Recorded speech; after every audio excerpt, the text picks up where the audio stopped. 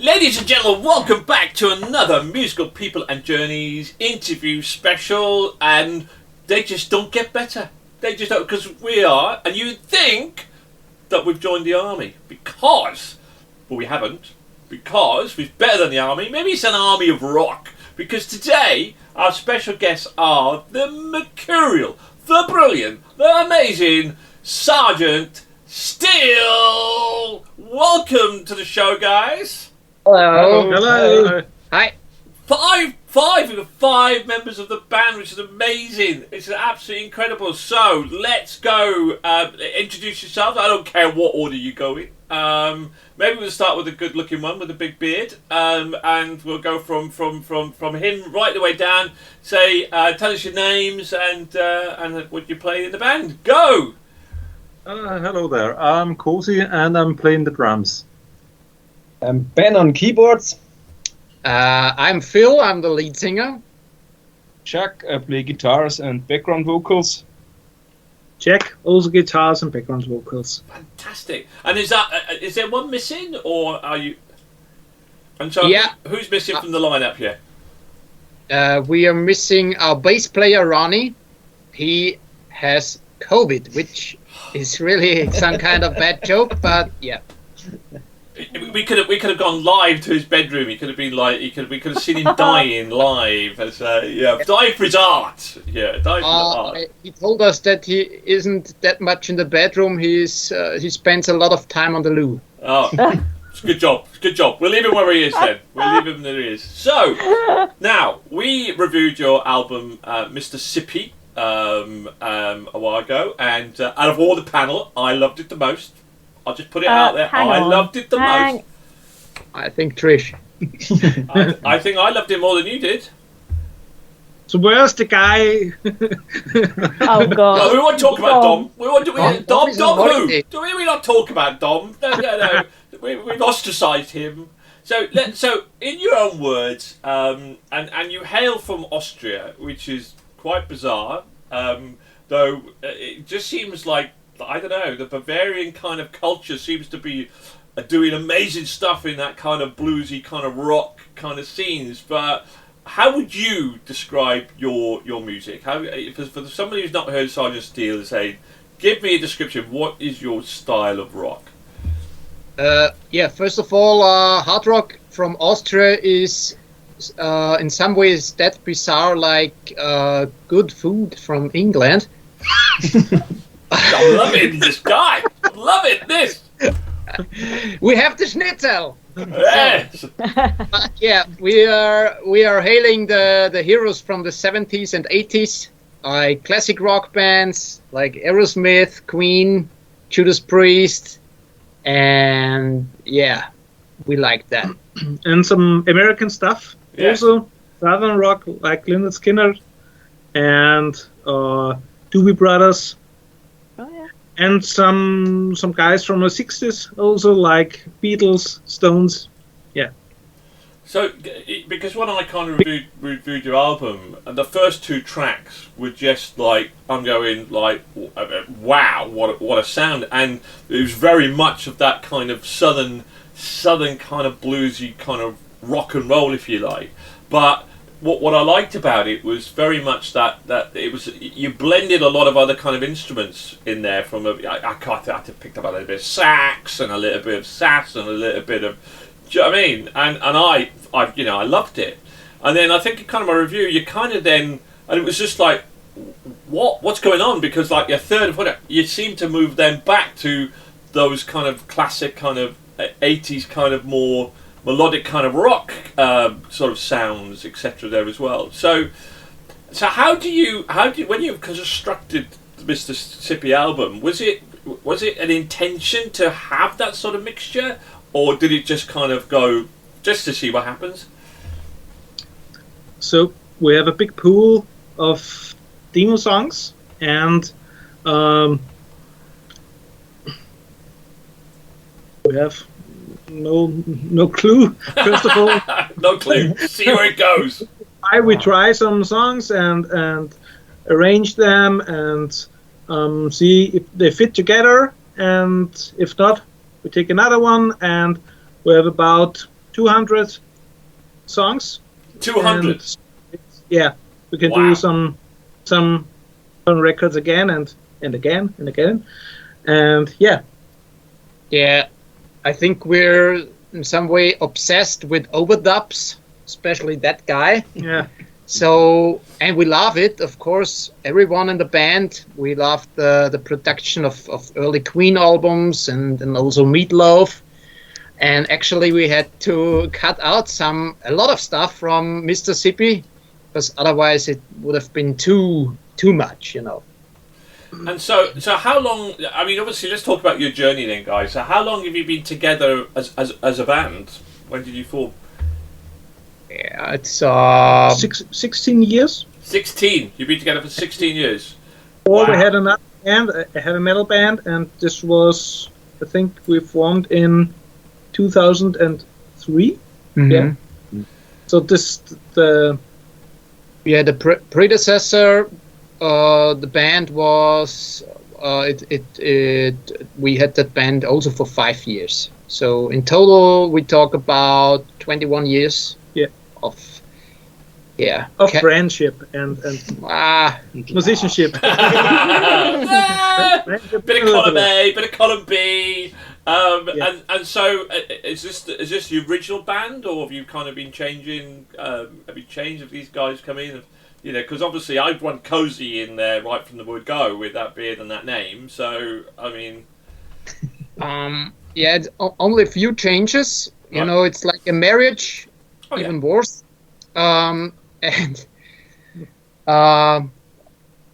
Cozy, you have an interesting career in Sergeant Steel. Yes, I started in Sergeant Steel as a founding member, actually, but I played bass then at the time. right. I think for 1-2 years, and then I had to quit the band because they needed a new bass player. and so they got Ronnie, and later on, and about 4 years later, they were looking for a new drummer, and that's when I started playing drums in the band. And the reason is he's a very big guy, and on stage it looks a little bit strange if this big guy is standing behind us, and so we said, okay, he's better on drums. Why is he big? How tall are you? How tall are you? Am I? I'm nearly 2 meters tall. Little. He says, yeah, okay. Yeah. Wow. Just put a big black cloak on him and like that because It's the beard. yeah, it's a bit. Makes him look bigger. Makes him look bigger from that side. As you can see, we needed some guy for, you know, a good-looking guy. Oh yeah, no, absolutely. Yeah. The rest of the band is kind of ugly. Yeah.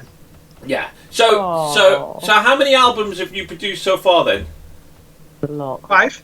5. That's quite a lot. And would you say that Mississippi is your best work so far, or how do you feel about that?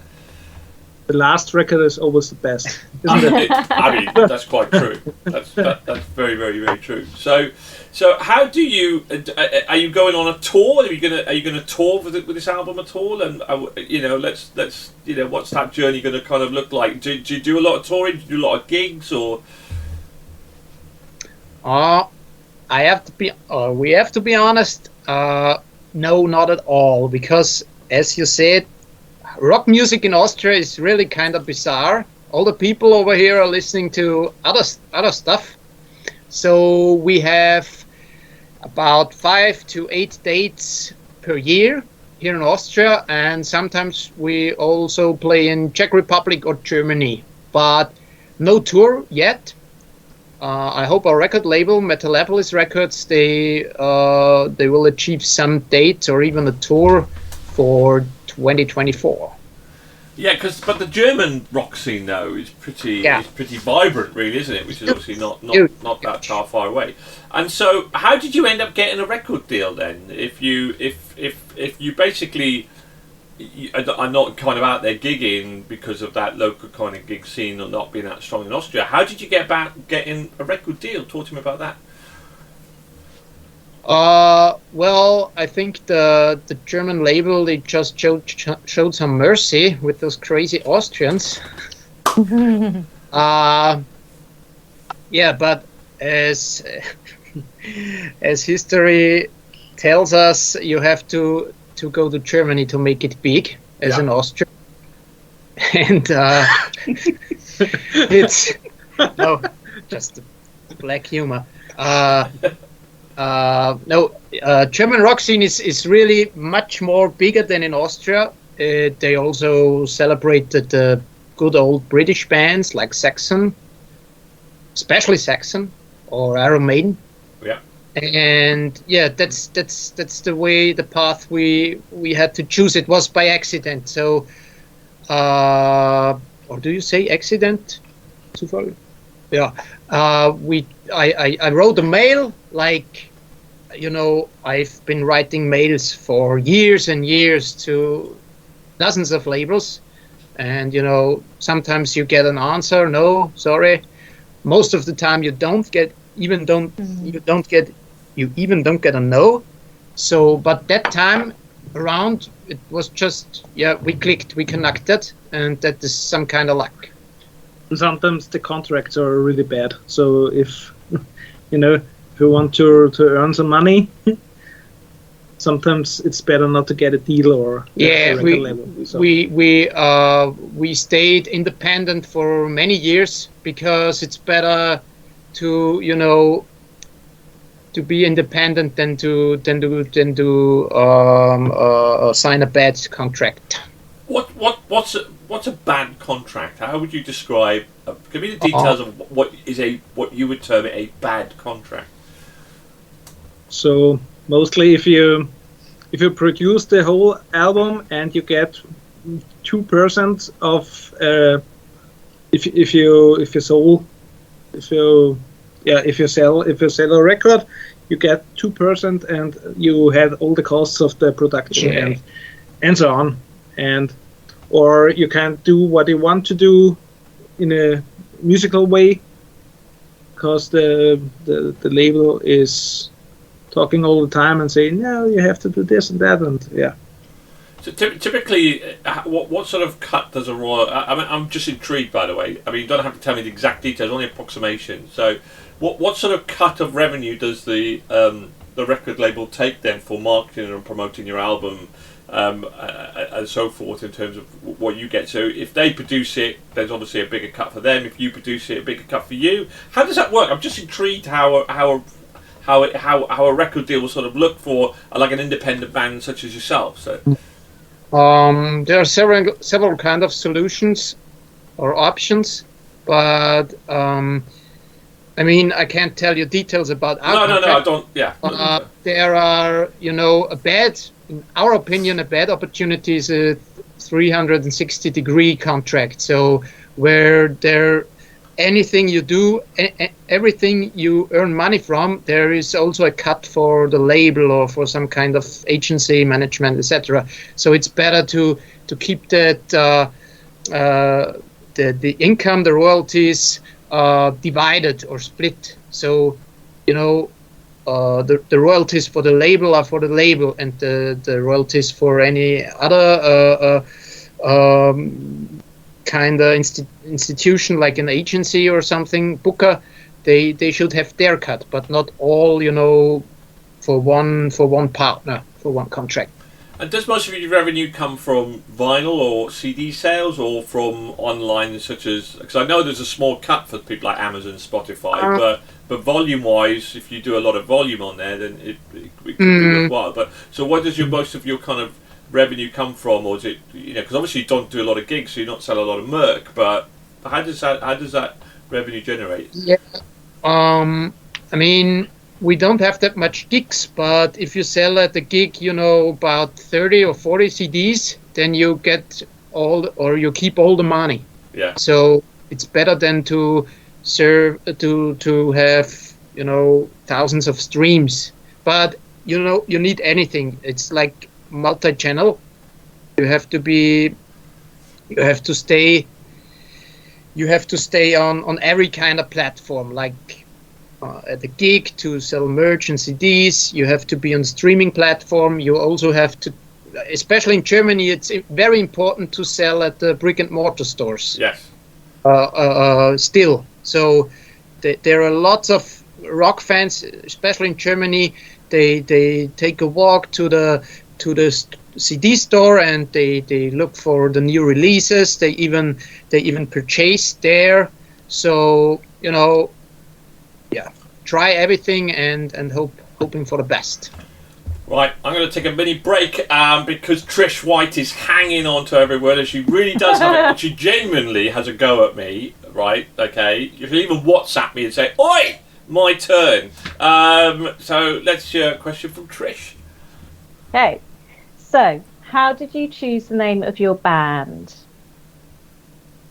Ooh. I think the best is to let Cozy talk. No, I'm sorry, I can't explain. No. For real, it's the you might know the movie Stand By Me.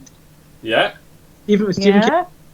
they are the young boys are talking about Sergeant Steele, who is the best and the hardest member of a story, and I heard that and said, pretty cool name, and this was it. That is actually, that's a very good, I like that one. I like that answer, so cool. Okay. How does your creative process differ from album to album? I think it's more teamwork than on the early albums.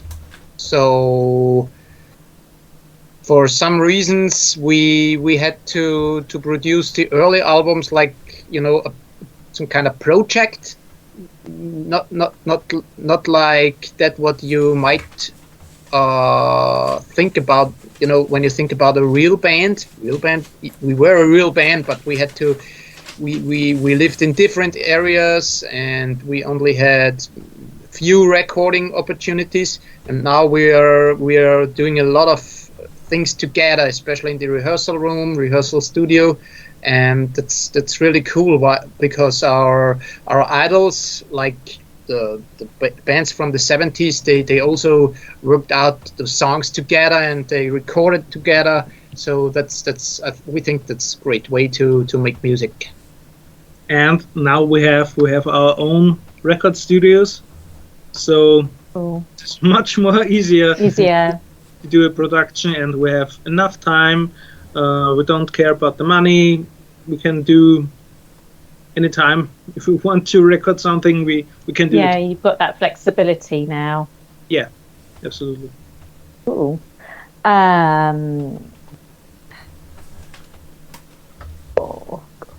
What's the best advice that you've ever been given as a musician or band? Take the man and run. That's a man for own heart. Correct answer. we never heard it. There is no money. I would say persistence. Don't stop.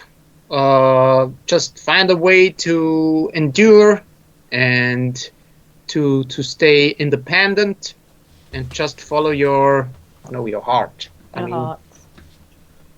Do what you love the most. Yeah.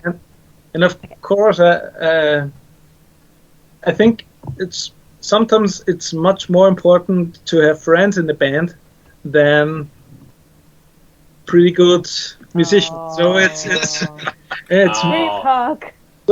So I think we're really good friends, and this is absolutely important to achieve something. Yeah, That's why you've been together so long as well, because it obviously works.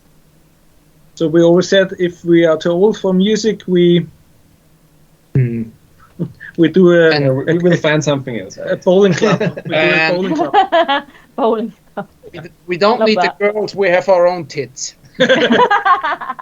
So you obviously don't do this full time, I presume. So what do you guys do? What do you guys do as a day job then? I mean, obviously this is a passion for you, but what do you all do? What do you all do? Starting from Cozy then, because we like to start with Cozy. What do you all do for a living? Might be funny. I'm working for the regional government as an expert for hydrogeology. Hydrogeology? Wow. Right, the rest of you leave the room. We're just going to carry on the interview here with Cozy. What the hell is hydro technology? What the hell? Water.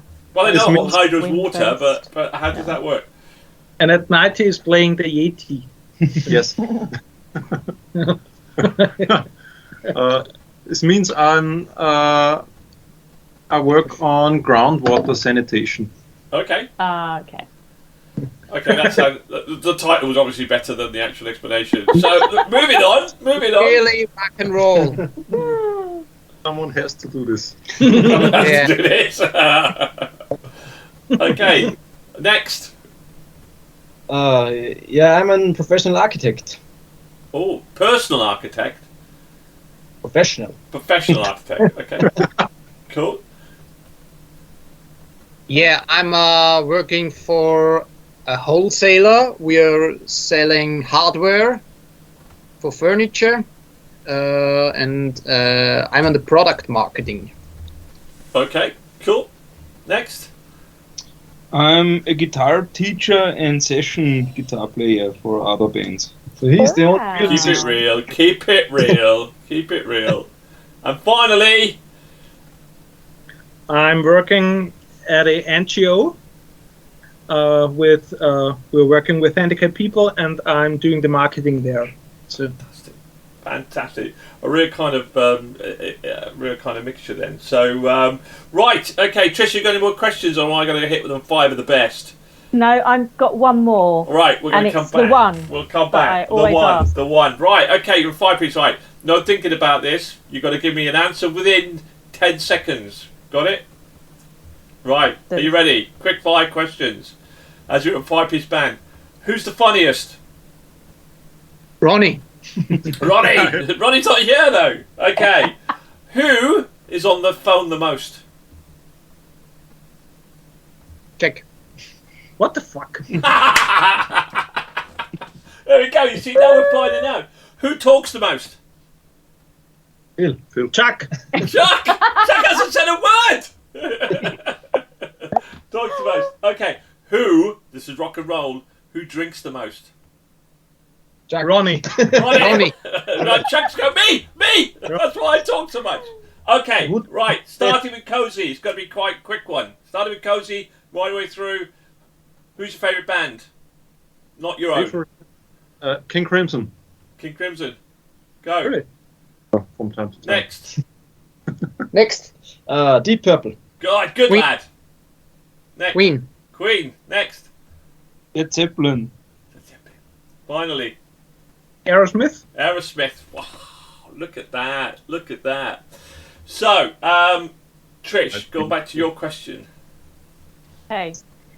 So, each of you, what is your favourite song on Mr. Zippy? On the album. Do you have a favourite song? Yep. Starting from Cozy, working the way round. Favorite song on Mississippi. What songs are on Mississippi? I think it's My Girl because there are no drums and he My Girl. My God. can relax. So. Awesome. Next. Down to Mississippi, to be honest. Yeah. Oh, yeah. Opening track. Go, Phil. Sorry. Mama didn't raise no fool. Yeah, that's a good one. Please Me, Tease Me. Yeah, get in, please me, tease me. And finally, Also down to Mississippi because of the banjo. 'cause the banjo. See, you've not picked my favourite. What's your favourite, Trish? Which is? Caught in the Web. Oh yeah. Yeah, that's a great song. It's pretty cool. Mine is without any shadow of a doubt because I think it's Please Me, Tease Me. It's got the sax in it. Is that one got the sax in it? Or is that down in Mississippi? Down to Mississippi, perhaps. Down in Mississippi. I love Down in Mississippi. Please me teach me the two opening tracks. Just love those. They said that the tone of the kind of Who album from that perspective was from that way as well. So, what do you think then so far that? How do you define what is a successful album for you? Is it in terms of how it is received, or is it a personal thing then? Because obviously this is your passion, this is what you love to do. But what would be your ambition? Would you if you could go on a tour or you get snapped up to do a big support gig, would you quit your day jobs to kind of do this full time? Sure. Yeah, he's a freelancer. Yeah. Well, I mean, Chuck's already a professional guitarist. I'm going to say this is going to be another thing for him. But Yeah, I think success. The album. I think the goal should always be to record as much overdubs as possible and to remove them successfully. Yeah. So what defines a successful album? Is it sales? Is it the amount of sales that you've generated, or is it a personal thing for you guys? I think the most important thing is that we have to like it. Yes. We, the band. So if this is the starting point, and if we like it, then we can go out with it and let's see what the other people are saying. But we won't do a record if we don't like it. So Yeah. Yeah. You want to have enjoyed it Yeah. along the whole process. Because that's then you get the real laugh back from the fans. I mean, if you share with them things that you don't laugh, then the emotions you get in reverse are some kind of fake. So we try to avoid that. So it's always should be the real deal. And yeah, we have to like it. And if someone else out there also loves it, likes it, then it's really great.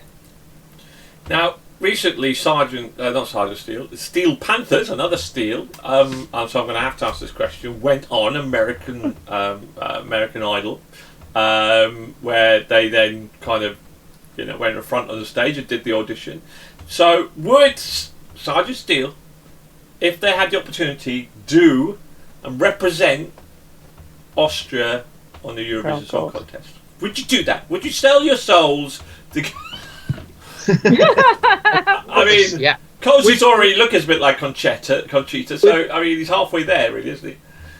We really look great in lederhosen, so it's... Knickerbockers.